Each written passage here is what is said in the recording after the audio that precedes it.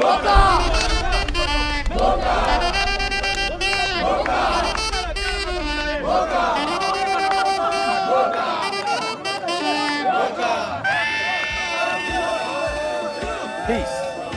In the name of Allah, I'm Aubrey Muhammad. I pray that everyone is well. Hempstead, family, and believers, welcome to my live session, the Gentrification of Hip Hop. And I'm over here at Eisenhower Park, back at a familiar place. It is a POW-MIA memorial, and I'm a little across from the amphitheater. So they got a loud concert going on there. So I guess that's gonna be my background music today. It sounds Caribbean or African, and it's loud. It's louder than every other thing I heard. So that'll be my background. But if that background music is overwhelming, let me know, because I would have to change locations, you know, because if it's drowning me out, I can hear it. You can feel that bass. They got the bass going. So if it's overwhelming, let me know. I'll move further, you know. I'll just walk to the other side and just do this brief one. But for now, since I'm running a little late, let me put you up on updates. That is the village of Hempstead. Very important.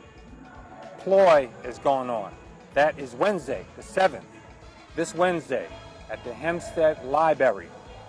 The village board and those developers and planners will have a workshop.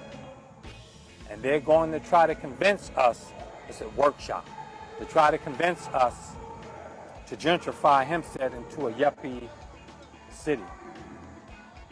You know, we had this workshop before for the so-called LaBerg group that the Hempstead board is just paying them tons of money, just paying them just to gentrify Hempstead and plan it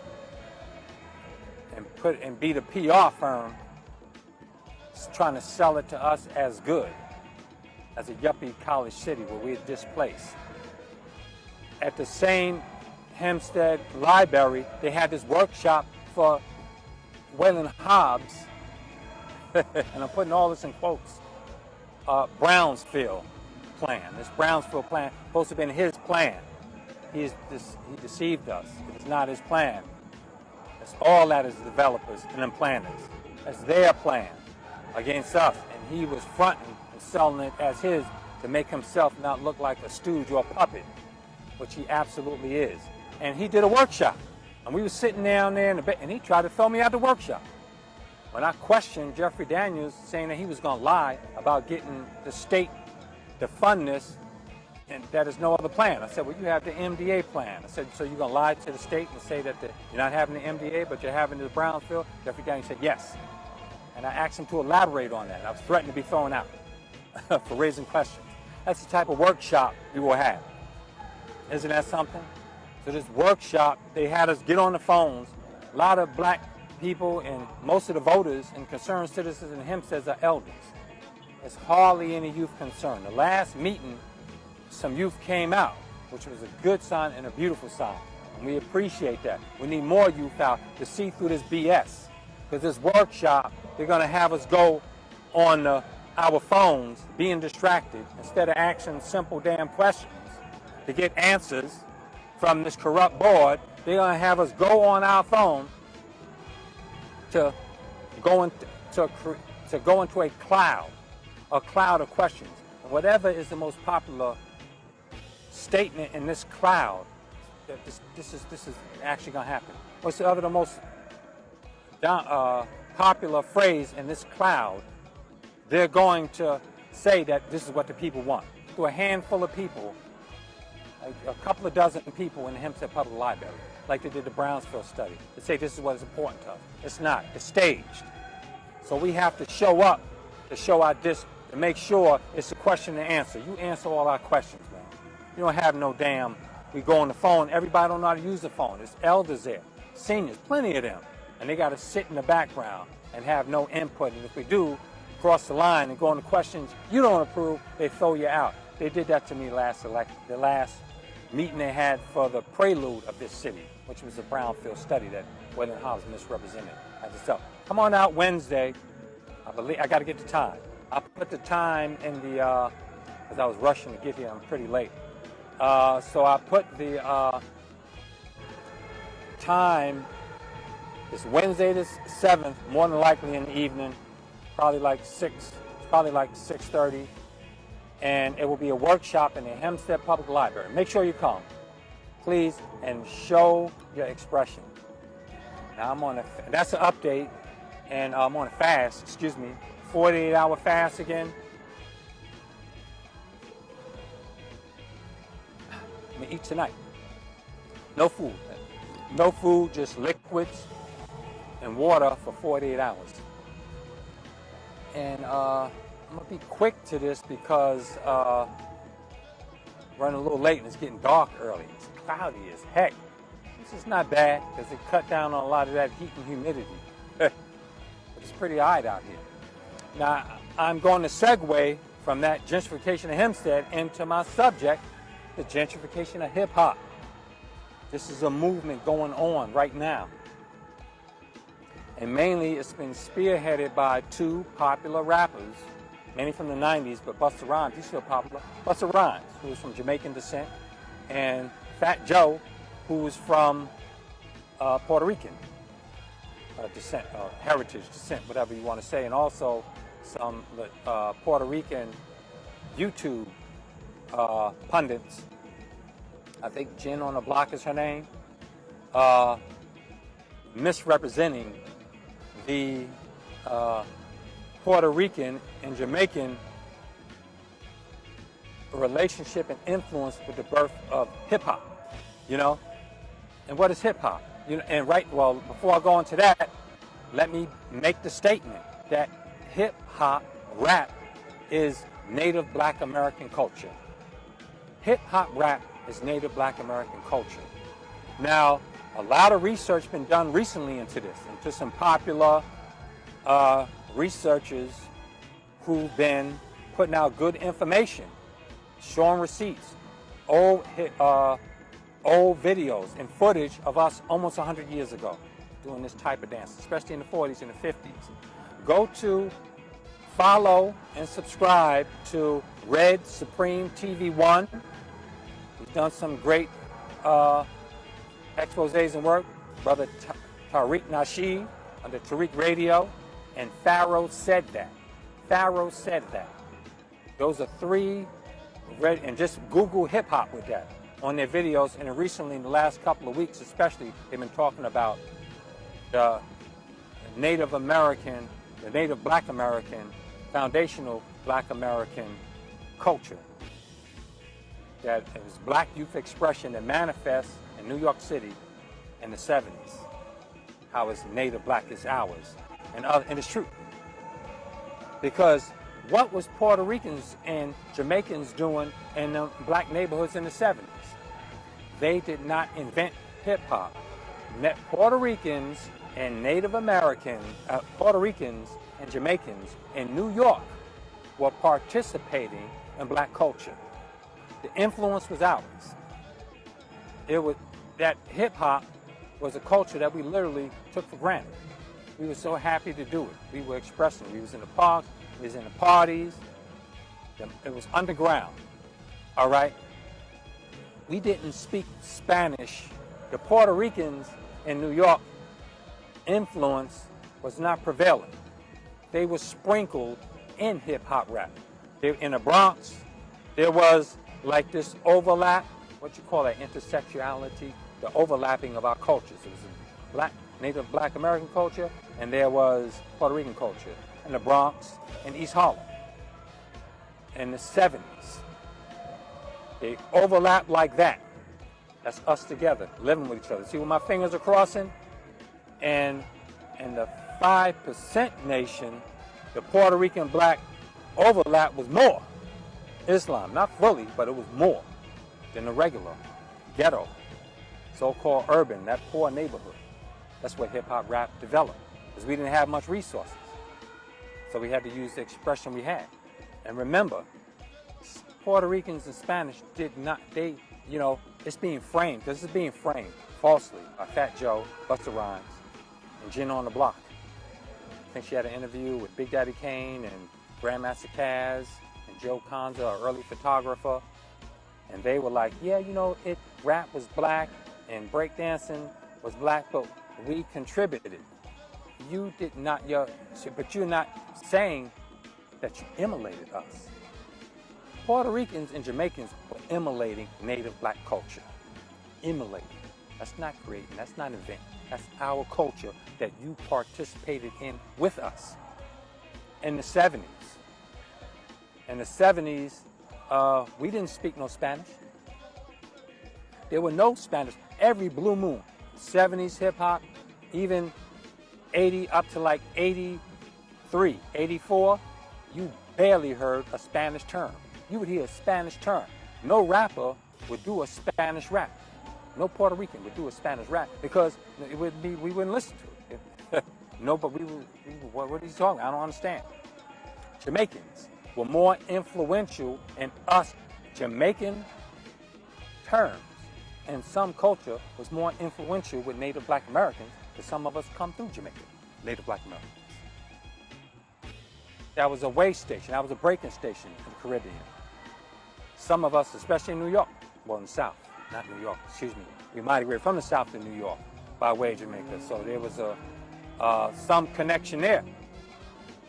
In the 80s, what did we say? We didn't say no Spanish terms. Not on Long Island. Speaking Long Island and Harlem, I started going up to the Harlem in the late 80s.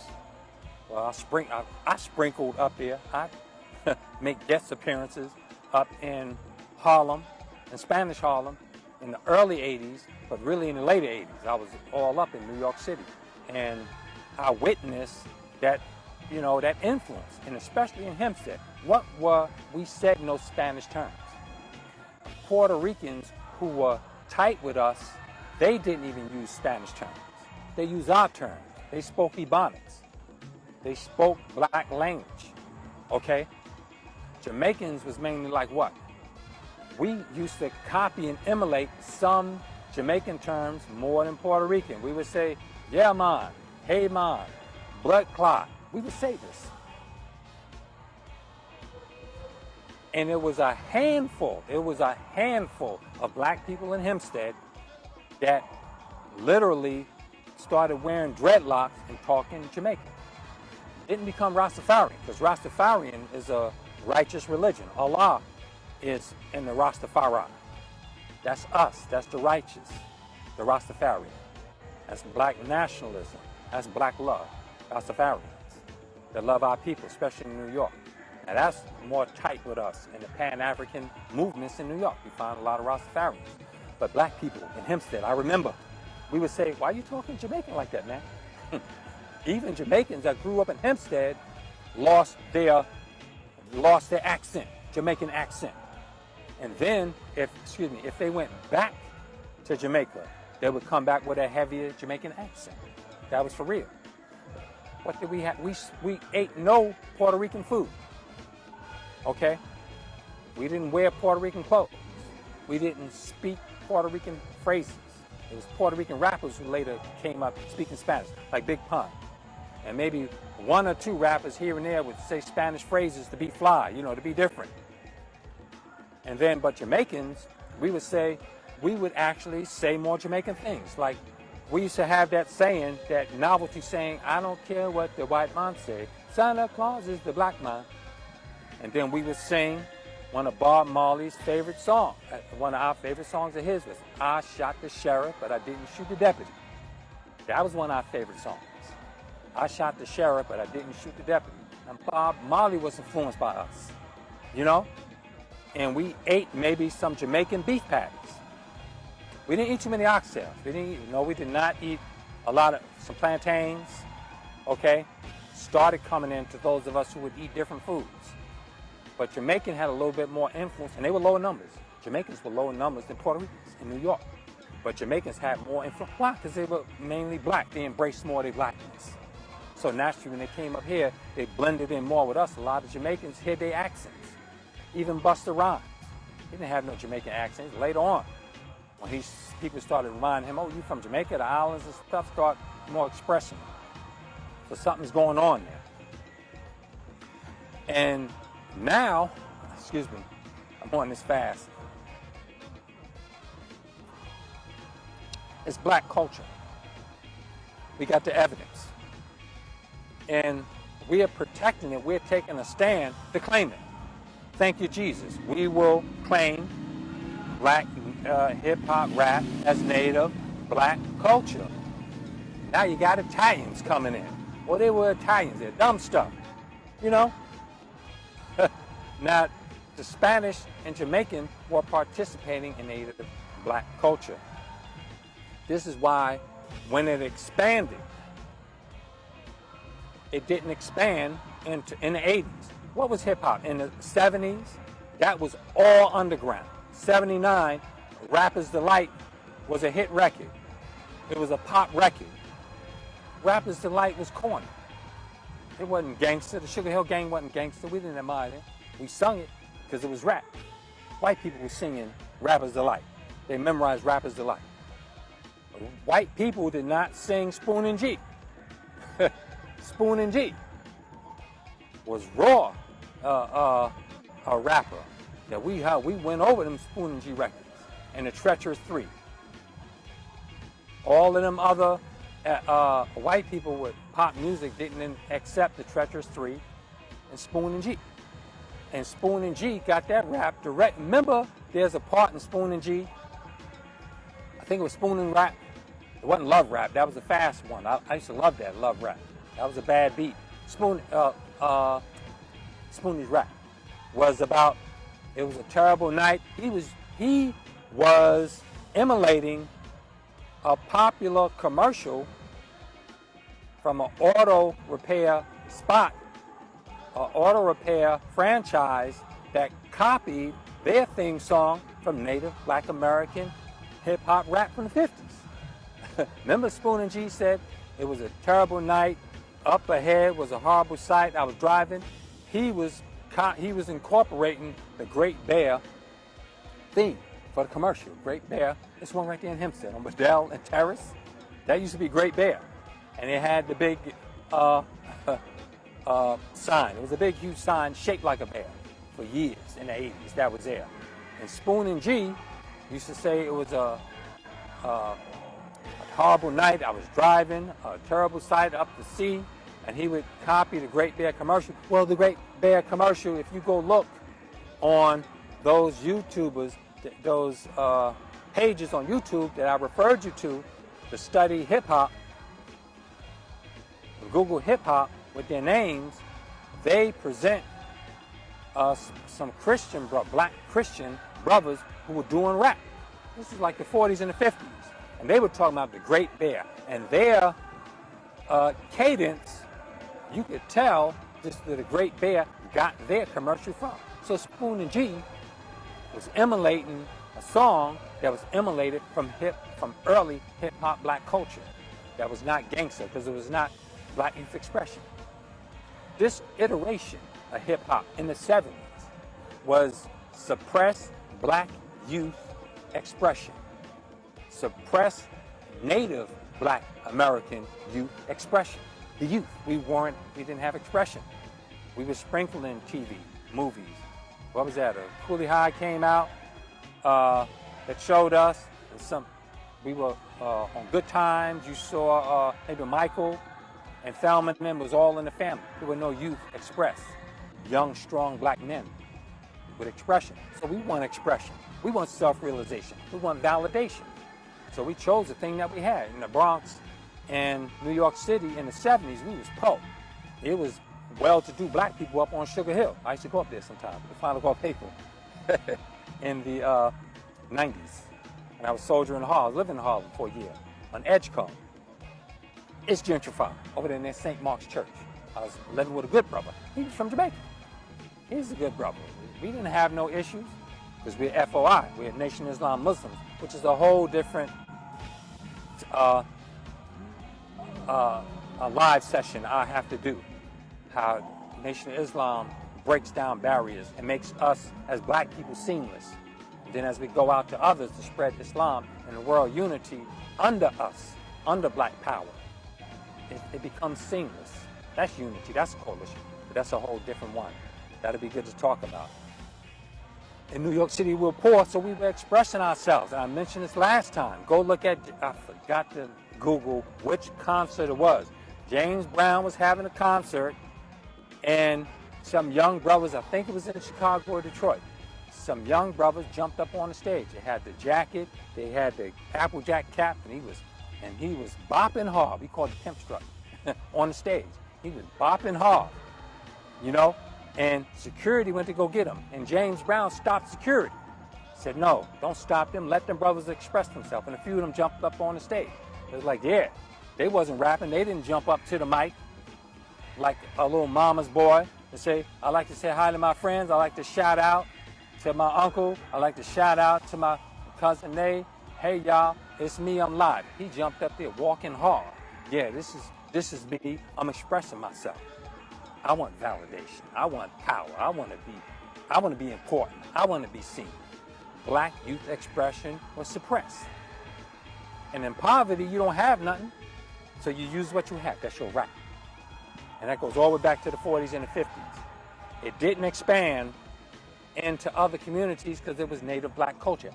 Hip-hop expanded into other black neighborhoods in the early 80s. It didn't expand into Spanish and Jamaican hoods because it was not their culture. Puerto Rican and Jamaican brothers and sisters in black neighborhoods were emulating our culture. They were participating in our culture. And they were a part of that, which we don't deny, but you're framing it differently. You're framing it differently. And the motives are crystal clear because they're taking breakdancing into the Olympics. So when they call on the trainers and they go to these dance studios to practice and stuff, they want white faces, white Latino, and white Puerto Ricans are the new face of hip-hop. It's the white ones. They don't relate to black people. They relate to Puerto Rican, and they hide it under whiteness. And they have that anger and that resentment towards black people because the real white people, the core Caucasian race, the real white people, put them in their place. They remind them at the water cooler in the corporation because we're no longer in ghettos, poor ghettos in the 70s, struggling and striving with each other, where we relate to each other in our poverty. We're vying against each other in competition in corporations. That's the new move today. And you using your whiteness to the greatest of its ability, but you're frustrated because them Karens and them Chads and them Scarlets and Brads, they remind your ass at the water cooler. What race did you check on the census? Oh, white. And then they giggle at your silly behind. I told you, a Puerto Rican sister told me that in the 90s.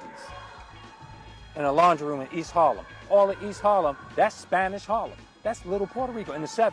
In the 70s to the 90s, now we were up in there. We were up in Metro North Plaza, on Lexington, Madison, a lot of projects around there. But mainly, but especially on them side streets, that is all Puerto Rican. You see all the Spanish signs. Especially from the 90s, I remember all them Spanish signs.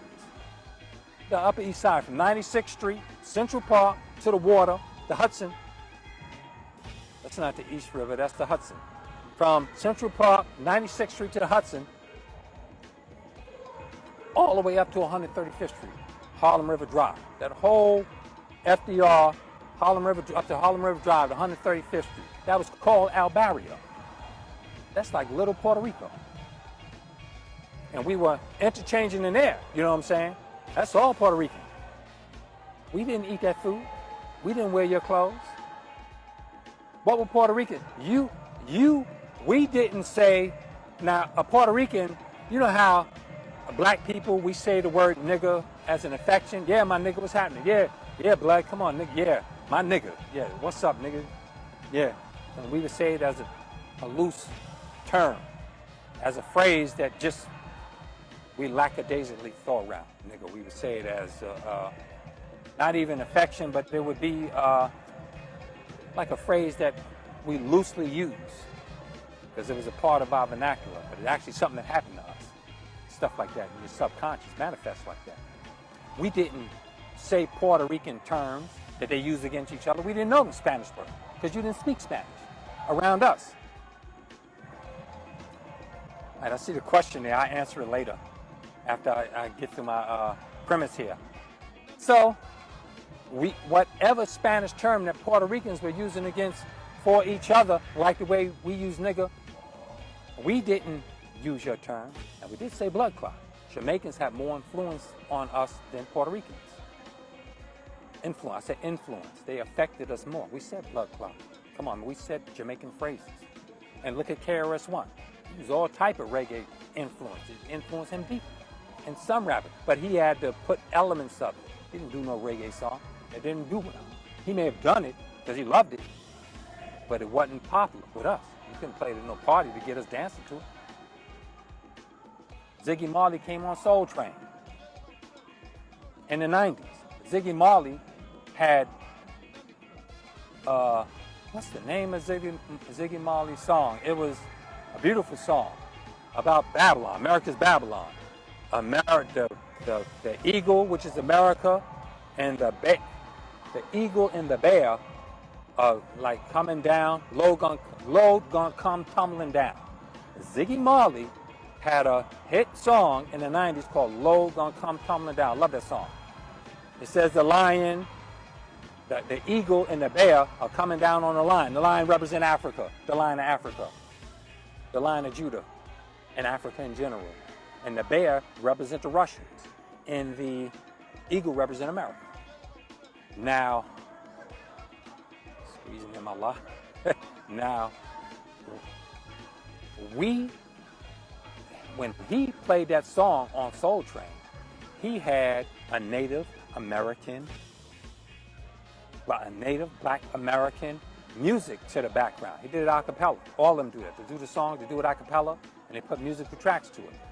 Soul Train presented, I'm trying to get people out this background here, man. Yeah, that's cool. I don't know. I'll come like here. I don't even like that American flag in my background.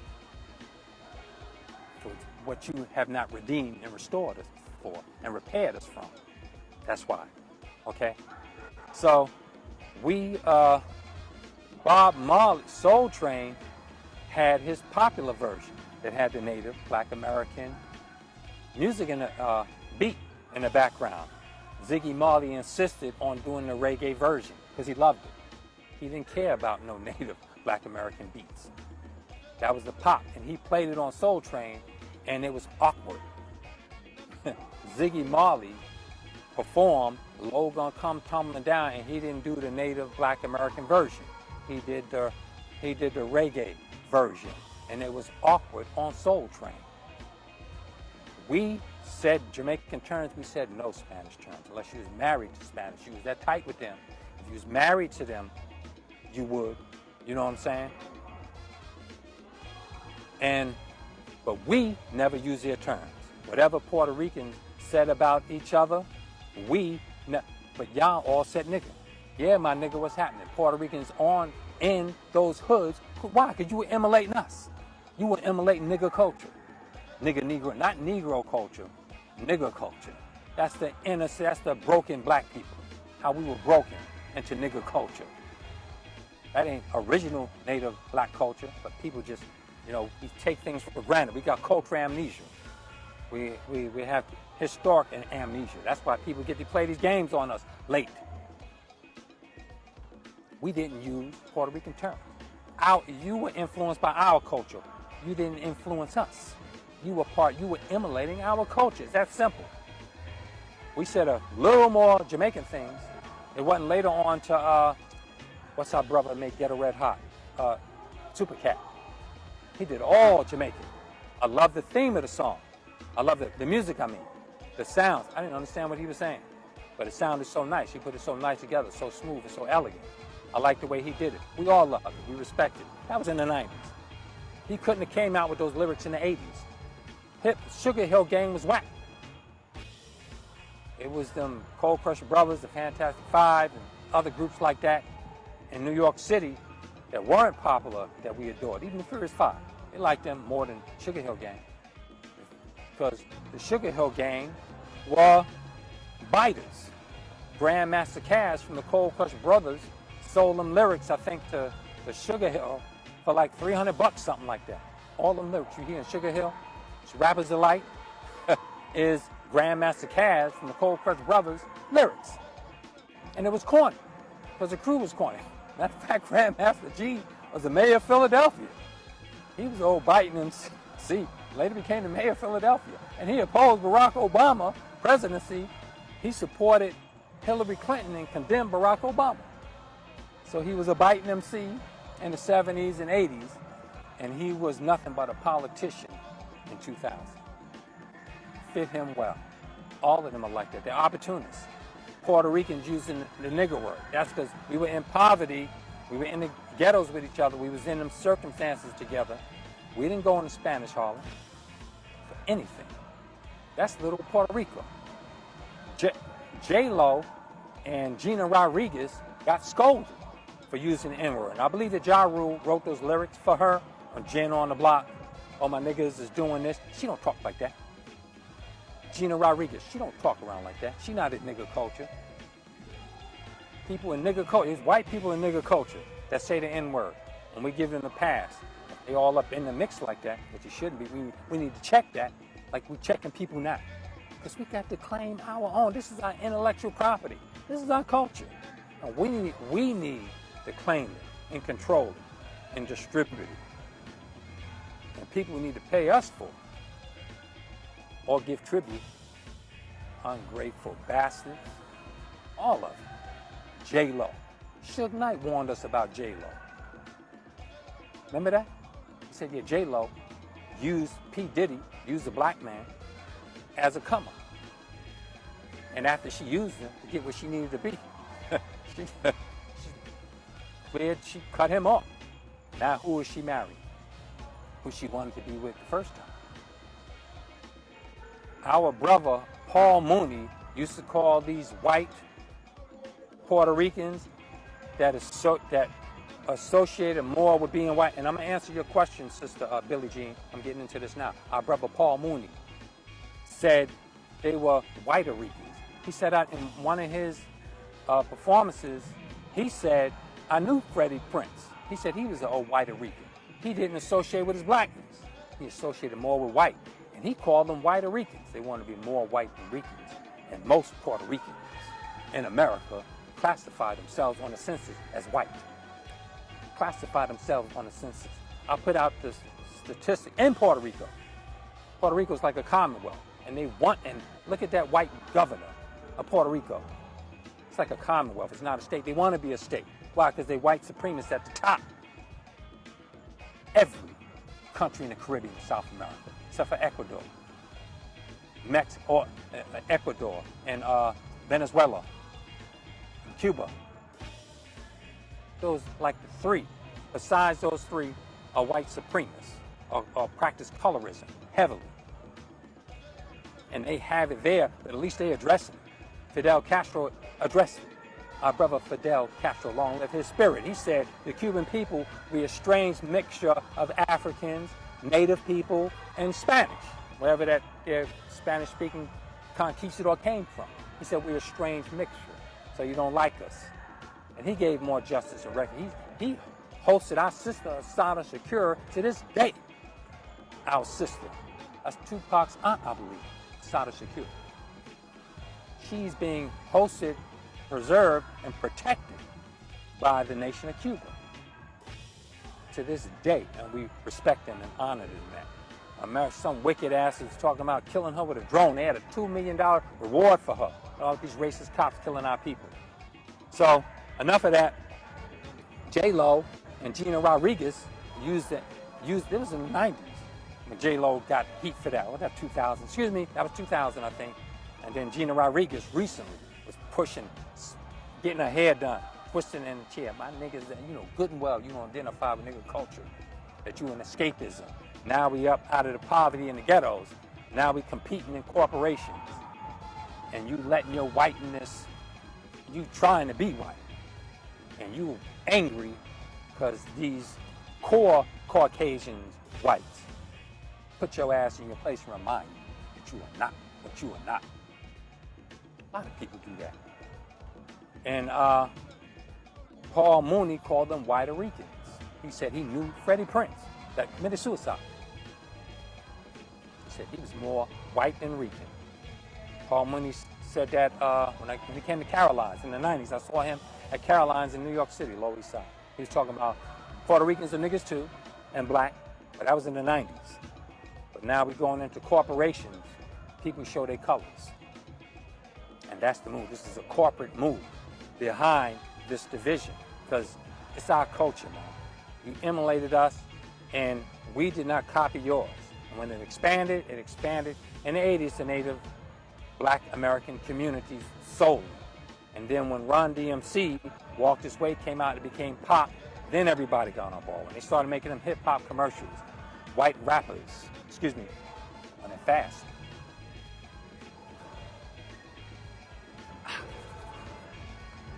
So I can answer that question for you, sister. She said, what? She said, wait, so Puerto Ricans claim to be white? Most Puerto Ricans in Puerto Rico, in New York, mark themselves as white on the census. Most Latinos, it's like half of Latinos in this country mark themselves white on the census. And they don't express it walking around. They do it on the paperwork. So when they go for job interviews, when they go to different places like that. It's divide and conquer. It's Willie Lynch. But we need to get the record straight. You emulated our culture. Now, I got on Paul Mooney.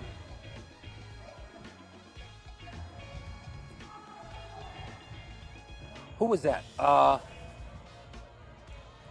It went to Native Black communities, especially up into the early 80s, the mid 80s, because it was still underground.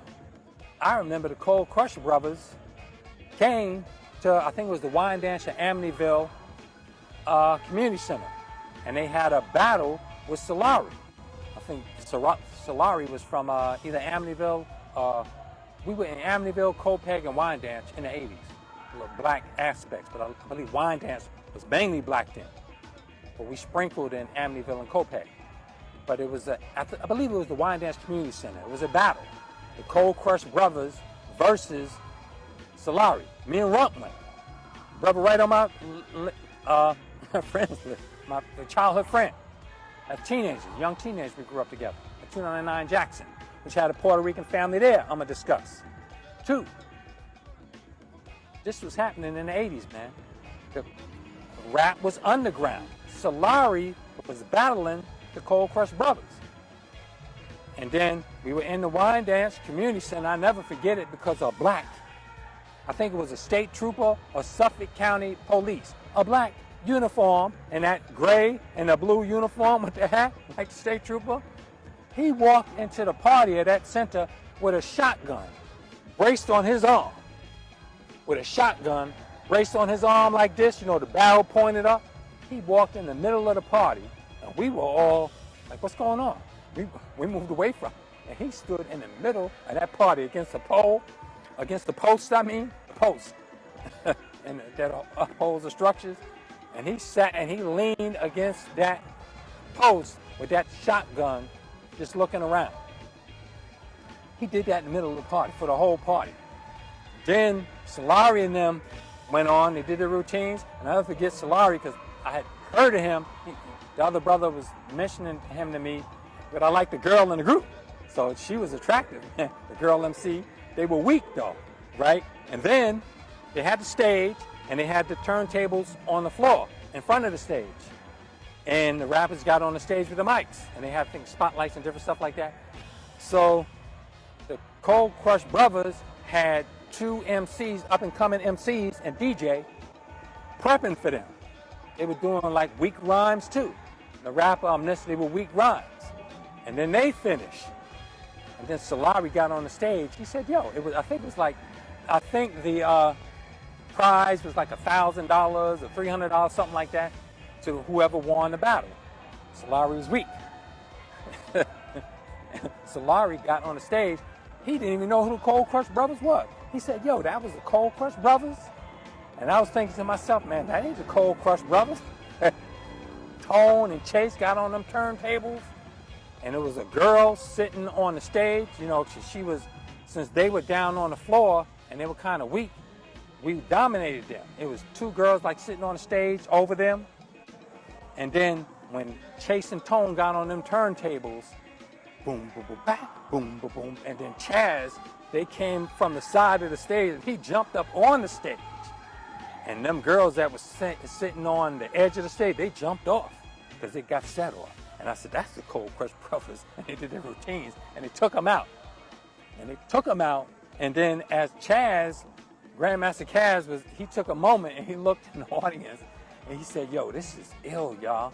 They got a black cop in the middle of the party with a shotgun. He said, yo, this shit is ill.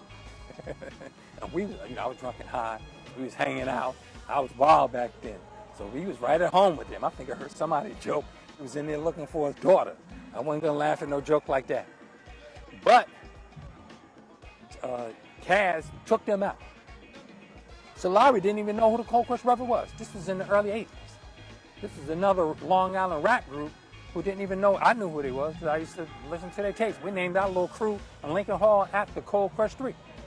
So it spread the black communities. And we all were practicing it.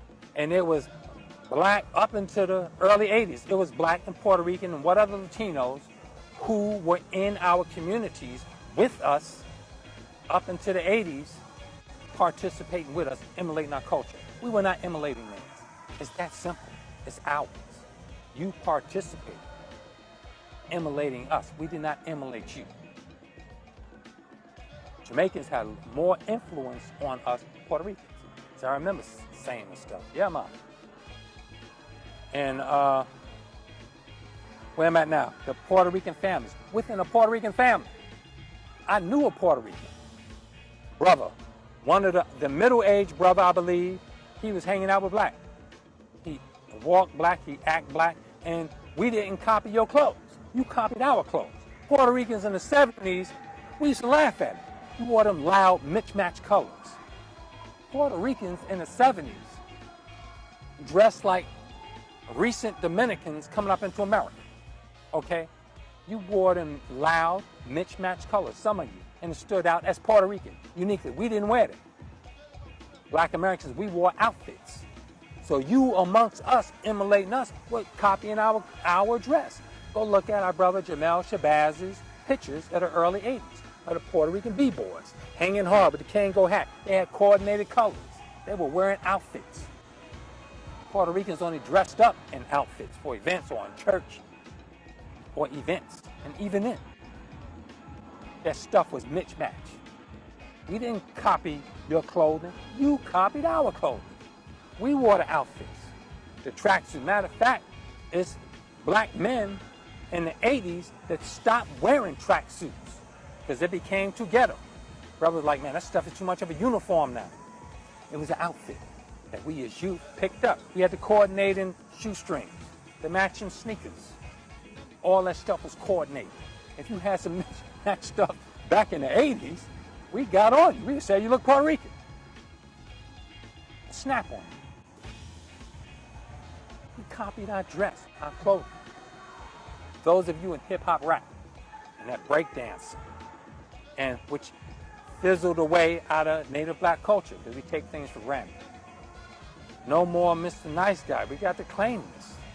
We have to reclaim it. We need reparations, restoration, and it's reclamation. Sorry. No more carpetbaggers, culture vultures. Now, it's our dance that we got documented from especially the 50s and the 60s, our rap. It's ours, man. We wasn't doing this rap in Puerto Rico. Jamaicans was doing a lot of interesting things. Jamaicans were influenced by us. Now we finding out, since you opened up this can of worms, Busta Rhymes, researchers have found out that a lot of Jamaican music was influenced by black Americans on the radio, listening to James Brown and other soul singers and R&B. That was influenced by us. So please, y'all, when you come out with this BET, which is blackface, BET is a blackface organization saying respect due. You disrespecting us with that white supremacy, that culture vulturism, by you trying to be slick and say, oh, you know, y'all erasing Puerto Ricans and Jamaicans, they're going to erase it all. You already tried to erase us. when it hit corporations, they started promoting a lot of Puerto Ricans and stuff in the 80s. Matter of fact, one of the first things they did was put them break dancers in tights, emasculate. Go look at the break dancing. We were break dancing, we had on the black outfits, the track suits, the sneakers, the basketball sneakers, Pumas, Adidas, and Nikes. And we had, especially the 5%ers, and we had the crowns or we had the tangos. And we were breakdancing in that. Blue sweatsuits. When they went and go look at graffiti rock. Run DMC and the Treasures 3 were doing a little back and forth. The producers of the show told Mo D, you can't go in on Run DMC. Mo D was ready to go in, because he was like that. Mo D would go in there. Run DMC were super talented. They were our brothers. When they first made Suck MC, I never forget it. That was Troy and Richard. The Richard brother Troy. He came from Queens. They were living in Queens, and they moved from Hempstead to Queens. And when Troy heard Suck MC, he was in Queens, that brother recorded it. As soon as he heard it, he jumped off the N6 train at the Hempstead bus terminal, and he came on the Heights. And we saw him over there by the old train station. And when we met him, he was just besides himself. He had his boom box. He was jamming hard. He was like, yo, y'all gotta hear this. That was Suck MC, Ron DMC, Suck MC. And Ron DMC was influenced by the beats and stuff by Public Enemy also. When Chuck D and them was a Townhouse 3. And I think it was Time Bomb, and that was Rick Rubin and them making them bad beats and stuff. Them hard beats. So it's us. You wore our clothes, and the only thing you kept was your food. And we as black people, the most Jamaican stuff we ate was beef patties, and maybe later on in the 90s, we started eating plantains. But Puerto Rican food, I don't even know what Puerto Rican food is to this day. Jamaican food, we know it's oxtails. We didn't eat the oxtails, we ate the beef patty. And the beef patty, Jamaican cuisine beef patties, is to Jamaicans what pizza is to Italians in America. Pizzas don't come from Italy. That's an American invention. Excuse me, I got to get back to this. Back to this Puerto Rican family. The middle-aged brother that lived with us at 299 Jackson, he was black. He had hair similar to mine. Matter of fact, it was a little coarser. The shade darker than me. And some of them, some Puerto Ricans that I knew were shade conscious. Matter of fact, that sister in the laundry room, that Puerto Rican sister who was my age now, back in the 90s, and I was like in my 20s, 30s, and at Metro North Plaza, she angrily, forcefully told me, said, you a white. She was 2 shades darker than me. That's where that anger comes from. She had that anger. She said, you a white. She marked herself as white. She was 2 shades darker than me. Imagine the realization and drama she comes in conflict with. That's where that anger comes from. That's the subculture. Black people, we don't own it. We are, to this day, our community represents colonies. So we use the only thing we have, our raw, inert talent. Which Native Black Americans, we are the greatest, most talented people on the planet. Why? Because we tap into our origin and source. That's the mighty tribe of Shabazz. Don't you forget it. Study that. Like you study them other YouTubers I gave to you. Some of them are denying any Latino, Spanish, Jamaican influence or whatever. You can't be hating on them like that. They did have some influence and stuff. It's a few things, you know, but it's not substantial. It is in no way should be putting inventing coal, like Fat Joe said, 50-50. That's wrong. Sun is going down. I'm about to wrap this up, y'all. The Puerto Rican family, the black brother, he hung out with us. He spoke English. He had a younger brother that was straddling the fence. This family's symbolic. He hung out with us sometimes, but he hung out with more Puerto Rican. And the older brother with the straighter hair, and he was darker than both of them. He was pure Puerto Rican. We was in the courtyard, David Haynes, me, David Haynes, and a few of us. I'm gonna put up their pictures soon too on my social media page, like 299 Jackson in the 80s. And that, the older Puerto Rican brother, he was out there like getting snappy with us. And he told us, he said, you people. And Dave Haynes, he stepped back. Dave Haynes, the so-called heavyset, my man, David Haynes, love him. The whole Haynes family. Only Wayne is with us now. My beautiful brother, Wayne Haynes. Jimmy, your dad, passed. Julie, and Dave have passed. It was like our family, 299 Jackson. Jimmy was a super there. There's Puerto Ricans there too, 2 families. The other family I didn't even know was Puerto Rican until a couple of years ago. I didn't even know he was Puerto Rican. The father, his daughter, they were like family to us. She lives in Puerto Rico now.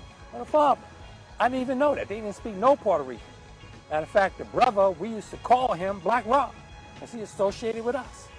And we called him Black Rob, and he was a shade darker than me, very light-skinned brother, because, well, his mom was native Black American from the South, and it was a white Rob, that emulated our culture. It was a white boy at 299 Jackson, my man, we love him, that white family. They was right and tight with us. They're in there with us. Matter of fact, that's where they had their party with my sister with them albums, and they took my album, my Keith Sweat album. I never got it back. I loaned my albums, my records to their party. It was a white girls' party, Marchette. And it was all black girls over there. So she hung out with us. She sung our language. She spoke Ebonics, her and Rob. And we call Rob White Rob. And we call Rob Mansfield, may Allah be pleased with him, my beautiful brother, like family to me, man. Lived up above us. He just passed a couple of months, like 2 months ago, I believe, Rob Mansfield. I didn't have any pictures of him to put up. His daughter had the pictures on the page. She was a very private page. Rob was a good brother, man. You know he's a good brother, big brother to you. When we playing as young teenagers, and he do the fought game, that fought on you, you know you close, playing with each other like that. Well, we used to call so-called light-skinned Rob Black Rob, to distinguish him from, we would say, which Rob? White Rob or Black Rob? Because he didn't speak no Spanish. I didn't know they were Puerto Rican until recently. So she moved back to Puerto Rico a couple of years ago. That other Puerto Rican family, the middle-aged brother, he related to us, and the older brother had that white Puerto Rican. He said, you people. That meant niggas. He's a white Puerto Rican. And he was darker than all of them. And he had that anger in him. Isn't it something? Subconscious is really something. The middle-aged brother, we was in Nassau County together. He had came down from Elmira. He was the brother that told me, don't get spooked about Elmira. This is Nassau County Jail. And he used to listen to soul music. One of his favorite singers was Anita Baker. Him and the other brother. They used to get excited when Anita Baker came on. This is in the early 80s. When Anita Baker came on the TV, the music videos, they would get besides themselves. Well, this brother told me, yo, don't let them scare you about going to Elmira, bro. He said, just be yourself. Because we was neighbors. We grew up at 299 Jackson. We was in Nassau County together. But the brothers, I went up to Elmira, one of them brothers was off the chain, man. That brother, I ain't gonna say the name, because it's my man. They're doing time. Did some serious time. But the rest of us, we went through, different securities in prison after Elmira. I went to minimum security. I was happy as hell. It's like a country club where I went to. Well, anyway, you had black and Puerto Ricans in there getting along a little tighter with each other. Back in the 80s, this division didn't come to the 90s, and I recognized it in Harlem. They called themselves white. You go look, and Fat Joe probably got one of them grandmothers. And a sister in Spanish Harlem in the 90s told me that Puerto Ricans in Puerto Rico, when guests come over, if they have a black mother or a black grandmother, they'd hide her in the back room from company. You had that colorism, man.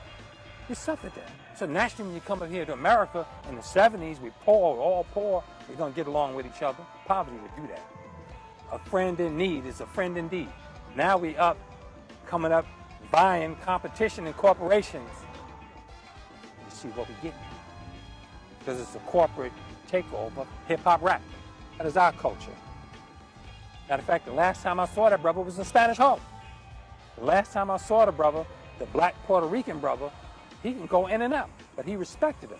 And he epitomizes how Puerto Ricans participated with us. But it's two brothers. Well, the younger brother was a little back and forth. He hang out with us sometime, but he's more Puerto Rican. The older brother, he was just Puerto Rico, a whiter Rican. Paul Mooney was right.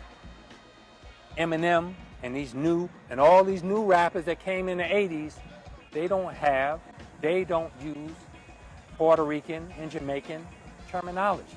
They don't use the lingo. They speak Ebonics. They speak native black culture. I think Suge Knight shook down Vanilla Ice. You a white boy, you a culture vulture, made him pay for it. Suge Knight had something going on. Excuse me. Did you know that? Suge Knight shook down Vanilla Ice as a white culture vulture. We need to get rid of these culture vultures. DJ Valang is a culture vulture. Our brother, excuse me again. Everything emulates us. Our brother, Paul Mooney, also said this profound statement that sums this up. Everybody want to be a nigga till it's time to be a nigga.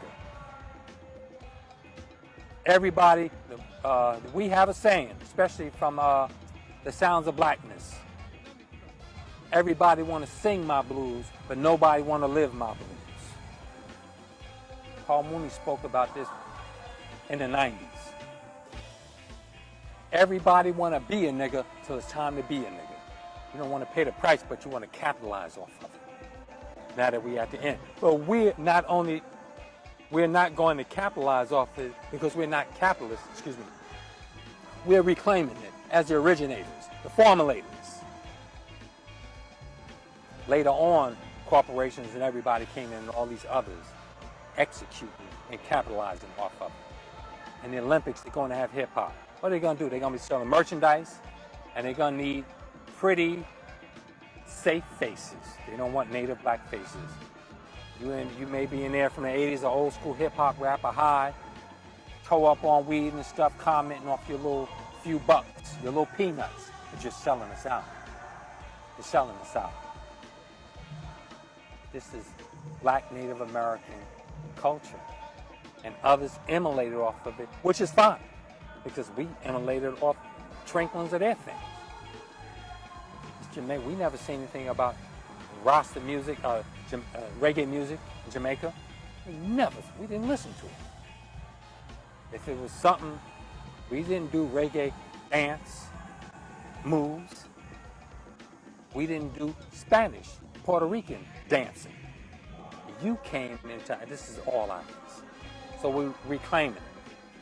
And I'm saying we need to institutionalize it. This is why we need a national, native, black American, foundational black American museum cultural center, where we take our culture and we disseminate, we cultivate it, we refine it, we package it and distribute it how it needs to be.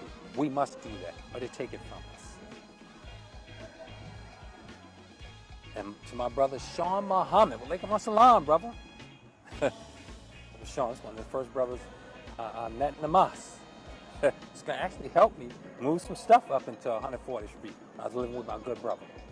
And let me say, I'm glad you chimed in, brother, because that sums up just about the solution to all this. There's one solution of coalition and unity and all that. Then there's Islam. Islam is your solution. Islam is the solution. There is no other. No one other can break the barriers. No one other can break down the barriers to bring us together to do something for ourselves while respecting everyone else's value and contributions. But you're trying to rob us. All of you. Look, why is DJ Falad on the air? This white Russian, they got no respect for us. They just do interviews and interviews and interviews. But a culture vulture. You don't call them culture vultures. And all these pundits, Puerto Rican, Jamaican, saying that you had influence, you never frame it that you're immolated. Native Black American culture. You are. The rap, the dance, the dress, the ebonics, graffiti is played out. Graffiti was every youth expression. Everybody in the 70s, a lot of poverty. And every youth wanting all over the place. It was youth doing it. Youth with the graffiti. I used to graffiti in Hempstead. I had an old perverse tag, Augie, sit with the eyes and the tongue sticking out. That tag stayed on Main Street. That was Sister Ruth that met me in the alley. She was staring at the tag I was doing. One day I was walking the Main Street with the Final Calls in like early 2000. So on my right, I used to walk all over Hempstead. That's why I got an ankle injury, all that walking. And I was walking through Hempstead. They had an insurance building next to the Department of Motor Vehicle that moved to Old Westbury now because they're tearing down Hempstead to make it a yuppie city. So that's the old Department of Motor Vehicle that just recently moved. Overnight, they moved to the old Department of Motor Vehicle down here near Roosevelt Field, near Whole Foods now, on Corporate Drive in that little side street. I forgot. That's traffic court, the DMV. Or the traffic court in Hempstead, 16 Cooper Street, it's an alley that has, not the alley towards 40 Main Street, the alley towards the south. It's an alley in between two buildings. Up until 2000, there were tags from the Warriors. That was a black gang in Hempstead. A native Black American so-called gang in the 70s and 80s in Hempstead, especially the 70s. They didn't have guns, doing all that killing and drive-by, there was stabbings. And we all had our little crews. And how did we express ourselves? We weren't front and center. We weren't important. We weren't validated. We do the graffiti to get attention. And I did the tag, and the other brother that outdid me, he was all over Jamaica, he was everywhere, was MC Henry. MC Henry tagged it. So what is that? What is graffiti? That's suppressed talent. You want your talent to shine. You want importance. You want to be noticed, attention. You want to be somebody. So the graffiti does that. And then people started perfecting the graffiti. Most people didn't know who them graffiti artists were. You had to hide that you were the artist.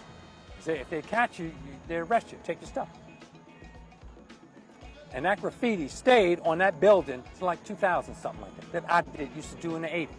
We did the graffiti. That's played out now. That's not popular. So that's not being covered. Everybody, let anybody do that. But you're making money off hip-hop and breakdancing is going to the Olympics. So you want to capitalize off of it. And all capitalists, you have one thing in common, yellow. You're white as hell and greedy. And you lust.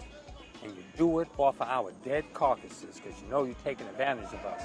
But it's been a wrench thrown in the mechanics because we are waking up in the last 2 years. We're losing our fear. Looming up, we study, and we document that stuff and support our brother Tariq Nasheed's documentary about this history of hip-hop. And we all need to get it straight. Everybody, a lot of people, two groups, the present, emulating our culture, we respect them, we recognize them, but don't go and reach and say that you were co-inventors and stuff like that. You don't invent nothing now. We are the rappers, and most of the rappers are black now, them others. And what language they use? You hear them using ebonics, our so-called nigger language, black language from the 70s and the 80s. Every time we say something, it trends. We the trendsetters in America. Busta Rhymes said, we have no culture. That's absurd. You must be high and drunk. My brother, I love you, Busta Rhymes, made the song with Rick Ross about Master Fard Muhammad and Farrakhan. We love you, brother, but you cannot misrepresent. We got to get the record straight.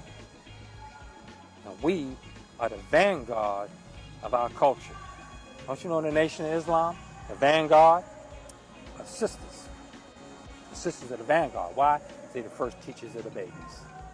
And we as men need to build institutions, build cultural centers, build everything to protect our culture.